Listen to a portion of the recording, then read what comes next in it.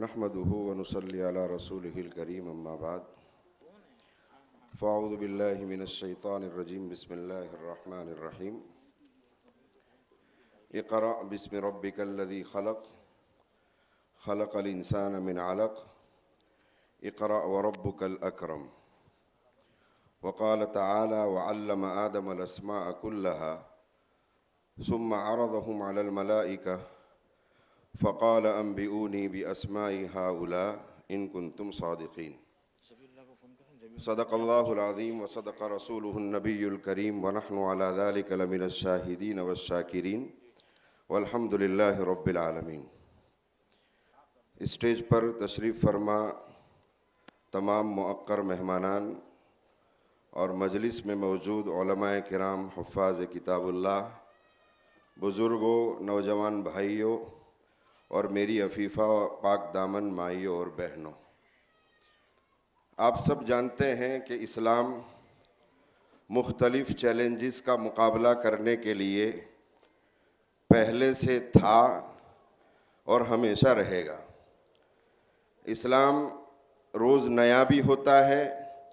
اور اپنے پرانے پن کو بھولتا بھی نہیں ہے، اس لیے کہ یہ دین خالق کائنات رب ذوالجلال کی طرف سے ہم سب کو عطا کیا گیا ہے۔ آج ہم سب جس دور سے گزرتے ہیں، جن چیلنجز کا مقابلہ آج میرے اور آپ کے سامنے ہیں، جن پریشانیوں کا مقابلہ ہم سب کر رہے ہیں، اس کا واحد حل جس کے لیے آج کی مجلس سجائی گئی ہے وہ ایجوکیشن اور علم ہے۔ جناب نبی کریم صلی اللہ علیہ وسلم کی بعثت میمون سے پہلے بھی اس دور کو دور جاہلیت ہی کہا جاتا تھا، جاہلیت کا زمانہ کہا جاتا تھا۔ ہر وہ برائی جو سرزمین پر پہلے بھی ہوئی تھی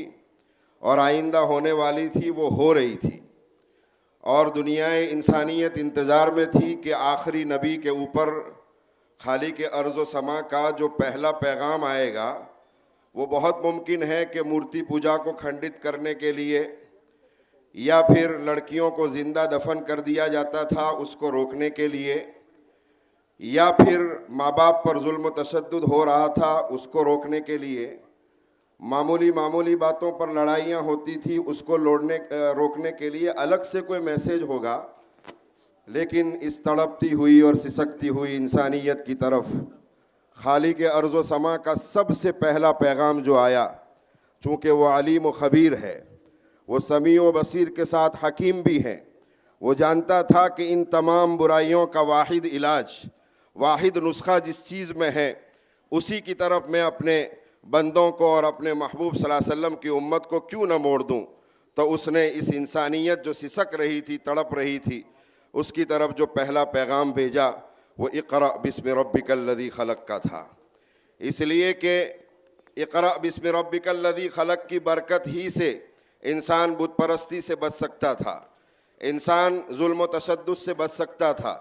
حق تلفی سے بچ سکتا تھا، تمام برائیوں کے خاتمے کے لیے واحد علاج اقرأ کا تھا۔ اس لیے رب تعالیٰ نے ایجوکیشن کی طرف ہم سب کی مکمل توجہ مبذول فرمائی۔ لیکن میں کچھ ضروری اشارہ کرنا چاہتا ہوں کہ قرآن مجید کی اس آیت کے واسطے سے مجھے اور آپ کو پڑھنا ہے، کس چیز کو ہمیں حاصل کرنا ہے، اس کے لیے مجھے اور آپ کو فری چھوڑ دیا گیا ہے۔ البتہ جو بھی پڑھو،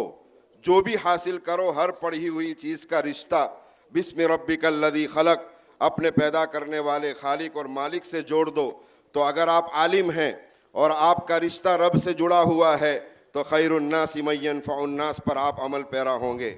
آپ وکیل ہیں اور آپ کا رشتہ رب سے جڑا ہوا ہے تو آپ کی وکالت سے لوگوں کو فائدہ ہوگا۔ آپ ڈاکٹر ہیں، آپ کا رشتہ رب سے جڑا ہوا ہوگا تو آپ کی ڈاکٹری سے لوگوں کو فائدہ ہوگا۔ اور اگر دنیا کا کوئی بھی نالج حاصل کر لیں، لیکن اس کو حاصل کرنے کے بعد اگر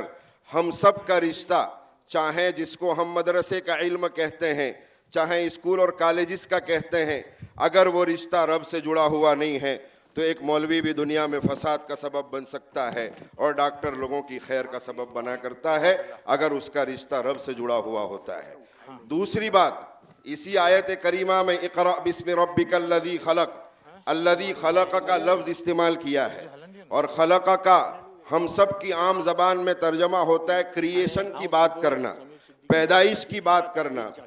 پہلی وہی ہے، نہ نماز کا تذکرہ ہے، نہ توحید کا تذکرہ ہے، نہ روزے کا تذکرہ ہے، نہ زکوٰۃ کا تذکرہ ہے، جس کو ہم سب نے ظلم کر کے تقسیم کر دیا اور مدرسہ، یونیورسٹی اور کالج کا علم الگ الگ کر دیا۔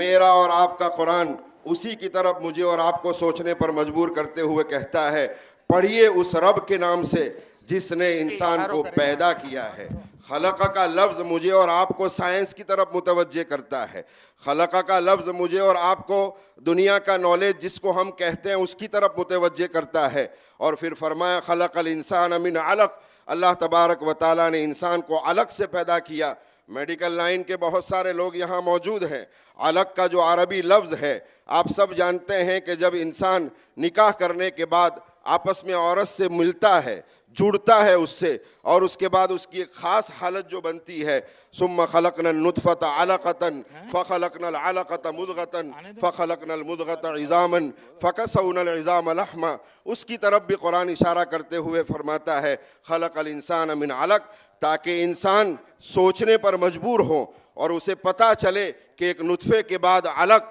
یعنی ایک خاص ٹکڑا جو ماں کی پیٹ میں شادی کے بعد جگہ پکڑتا ہے، وہ کیا حیثیت رکھتا ہے۔ لہذا میرے بھائیوں، ہم سب کو قرآن مجید کو سمجھنے کی منشأ قرآن کے مطابق کوشش کرنی چاہیے۔ قرآن مجید کا 1/3 حصہ عبادات کا تذکرہ کرتا ہے، اور 2/3 کا حصہ جو ہے گلوبل کے بارے میں، سائنس کے بارے میں، میتھس کے بارے میں، بایولوجی کے بارے میں، اور اسی طرح جغرافیہ کے بارے میں تذکرہ کرتا ہے۔ بہرحال میں آپ کے اور مہمان خصوصی کے بیچ میں حائل ہونا نہیں چاہتا ہوں، البتہ کچھ اشارات چھوڑ دیے۔ امید کرتا ہوں کہ آپ لوگ ماشاءاللہ تھنکنگ پاور رکھنے والے ہیں، تو آپ ہماری بات کا منشا سمجھ چکے ہوں گے۔ قرآن کو قرآنی منشے سے سمجھنے کی کوشش کریں، انشاءاللہ ہماری قوم دنیا